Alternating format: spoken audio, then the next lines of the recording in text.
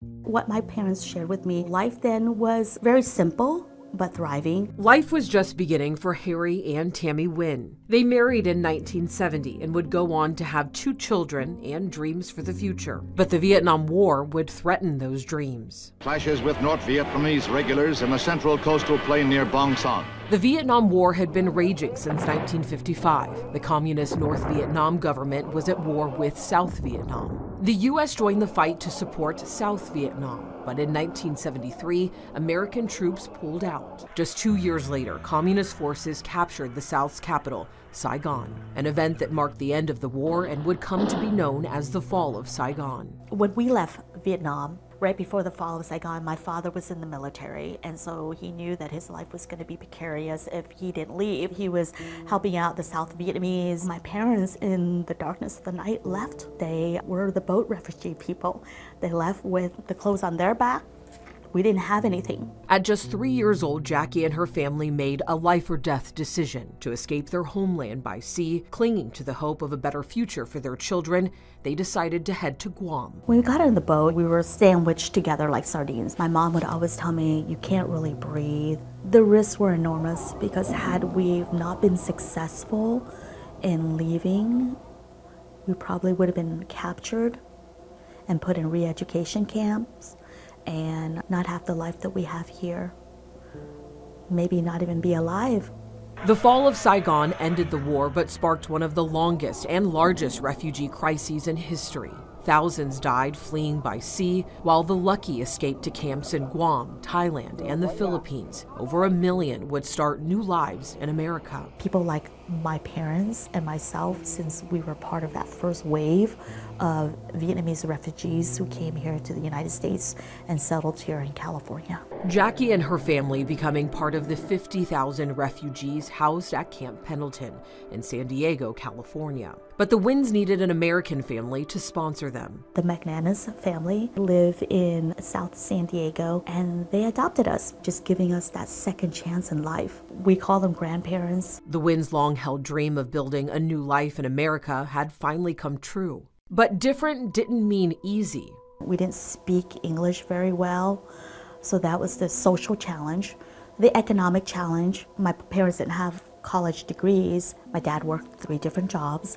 My mother works odd and end jobs, babysitting the neighbors' kids, collecting cans in the morning. Her family's journey would come to define her not just as a survivor, but as a leader.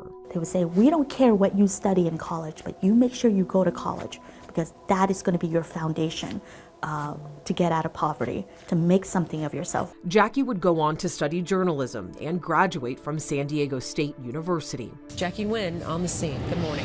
Good morning, Lisa, and good morning, everyone. I've always thought being Asian American, you always have to go into the medical field, engineering, doctor. The field of journalism back then, for me, I didn't think it was an option. I didn't know I wanted to be a journalist until my dad basically told me, he's like, you know, you should go into journalism. In 2015, Jacqui became the press secretary for the California Senate Republican Caucus. Who would have thought that you would ever have this opportunity to work for the legislature and to be part of the process to help others out there, whether they're citizens, immigrants, underrepresented, or marginalized communities. In this position I'm in, we have an opportunity to help. She serves on several boards and recently became a trustee for Solano Community College in 2024. Thank you to Supervisor Mashburn for being here to swear me in. The first Asian American to hold the title. I put up my right hand. In my mind at that time, I was like, Dad, I really wish you were here to witness this in person, to see me. But I know you're up there guiding me. In 2019, I remember getting the call. Harry Nguyen passed away. My dad has always been my hero. I didn't realize that until he passed away. My whole world turned because my dad was the one who's always gave me the suggestions and ideas to be where I'm at today. He carried her to safety as they escaped Vietnam and through every step of life after. I just wish that my father was still alive today to see everything that's for me at this point in my life. My brother is a pharmacist. My sister is in sales engineering. Living the very dream her parents once risked everything to give her. I think it's important for generations now to understand how much of an impact that time period made, not just only in America's history, but for Vietnam's history as well. I will always be Vietnamese American. That's first and foremost, Jacqui Nguyen, Vietnamese American. I'm an immigrant. I'm a woman. I'm somebody who thought that I would never have an opportunity for the opportunities that I've been given in life. And so when you see opportunities out there, seize them.